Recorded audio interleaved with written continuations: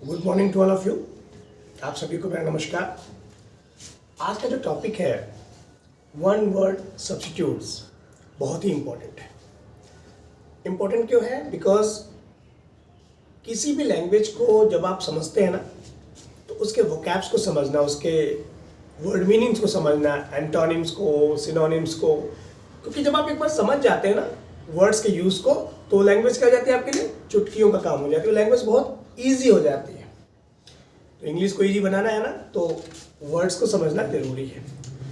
आज मैं आपके लिए वन वर्ड सब्स्टिट्यूट्स लेके आया हूँ। ये वन वर्ड सब्स्टिट्यूट्स क्या होते हैं? आप एक वर्ड का यूज़ करते हैं। क्यों यूज़ करते हैं? कई वर्ड्स का यूज़ करने के बजाय, मतलब एक सेट ऑफ वर्ड्स दिया होता है, ग्रुप ऑफ वर्ड्स दिया होता है, जिसका मीनिंग किसी एक वर्ड से एक्सप्लेन कर सकते हो।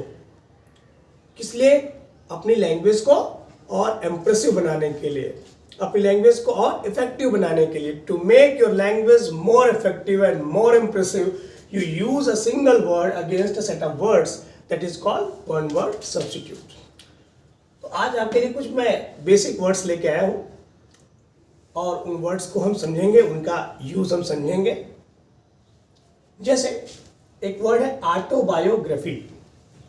ऑटोबायोग्राफी का मतलब क्या होता है? ऑटोबायोग्राफी का मतलब होता है आत्मकथा। The history of a man, मतलब एक आदमी की अपनी कहानी, रिटन बाय हिमसेल्फ, जो उसने खुद लिखी हो, मतलब अपनी कहानी अपनी जुबानी, that is called autobiography. Atheist, atheist का मतलब होता है नास्तिक। नास्तिक जो ईश्वर में, भगवान में नहीं मानते। A person who believes that there is no god. ऐसी धरती पे सब लोग हैं, कुछ लोग भगवान में ही रमे रहते हैं और कुछ लोग भगवान को मानते ही नहीं है। तो जो नहीं मानते उनको हम क्या बोलते हैं? उनको एथीस्ट कहते हैं, क्योंकि उनका गॉड में बिलीव नहीं होता है। एक वर्ड है ऑटोक्रेसी। ऑटोक्रेसी, ऑटोक्रेसी का मतलब एक व्यक्ति का शासन।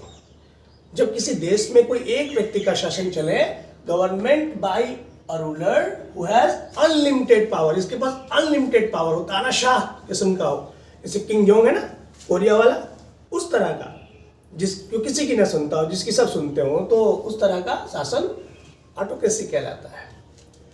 एस्ट्रोनॉट, एस्ट्रोनॉट बोलते हैं अंतरिक्ष यात्री को। और ट्रेवलर इन स्पेस, जो स्पेस में ट्रेवलर करते हैं, स्पेस में ट्रेवल करते हैं, ऐसे यात्रियों को एस्ट्रोनॉट कहते हैं। सुनते हैं ना कि चांद पे और मंगल पे लोग जाते हैं, ऐसे लोगों को एस्ट्रोनॉट बोलते हैं।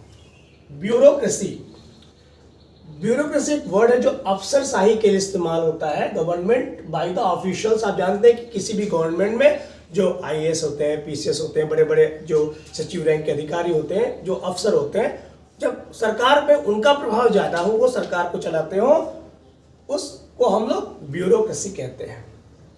फिर एक शब्द है बायोग्राफी, जो ऑटोबायोग्राफी जैसा ही है। अंतर क्या है? ऑटोबायोग्राफी अपनी कहानी अपनी जुबानी, मतलब लेखक अपने बारे में लिखता है, और बायोग्राफी जीवनी, जब हम किसी दूसरे के जीवन के बारे में, उसकी कहानी के बारे में लिखते हैं, तो उसको हम बायोग्राफी कहते हैं। The life history of a man, मतलब किसी की लाइफ की history written by someone else, जो किसी एल्स दूसरे आदमी ने लिखी हो।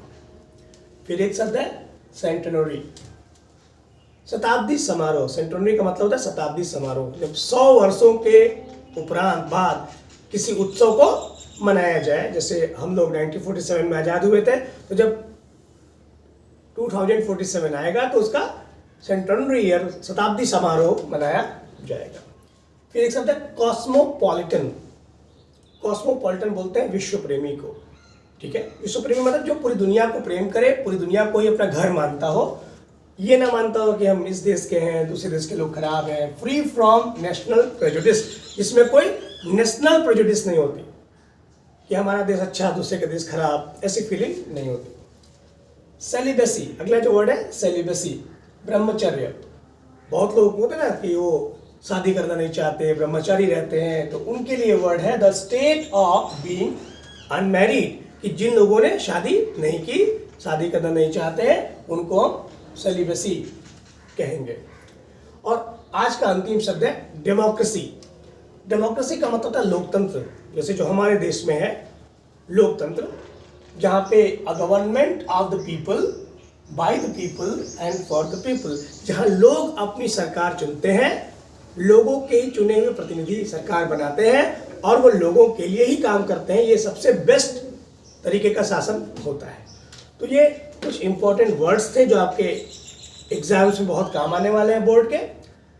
नेक्स्ट वीडियो में मैं अदर इंपॉर्टेंट वर्ड्स, कुछ और वर्ड्स को लेकर के आऊँगा और धीरे धीरे मैं टफ वर्ड्स को लेके आऊँगा जो टीजीटी और पीजीटी के एग्ज़ाम में आपके बहुत काम आने वाले हैं। तो आप लोग मेरे वीडियो को लाइक करिए, सब्सक्राइब करिए और वीडियोस को देखिए, जिससे कि आपकी तैयारी बोर्ड के लिए अच्छी हो और आगे के एग्ज़ाम्स के लिए अच्छी हो। धन्यवाद।